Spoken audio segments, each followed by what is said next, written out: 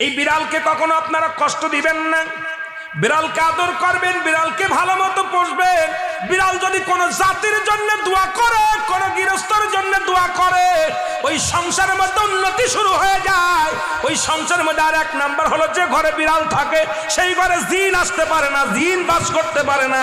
আর একটা ঘোষণা শুনে নেন, নবীজি বলে গেছেন, যে ঘরের মধ্যে বিড়াল ছানা বাস করে ওই ঘরের মধ্যে জিন জাতি প্রবেশ করতে পারে না। তাহলে ছোট ছোট মাসুম বাচ্চাগুলো যে ঘরের মধ্যে থাকে, মুসলমান অনেক সময় জিনের আশ্রয় পড়ে যায়, অনেক সময় জিনে আসর করে, ওই ঘরের মধ্যে জিনে আসর করে।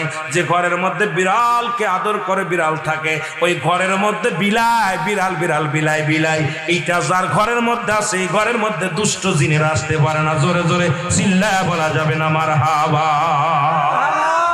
একবার নবী সুলাইমান আলাইহিস সালাম শুনতে পাইলেন পাশের বাড়িতে একটা কুকুরকে কষ্ট দিয়ে বিষ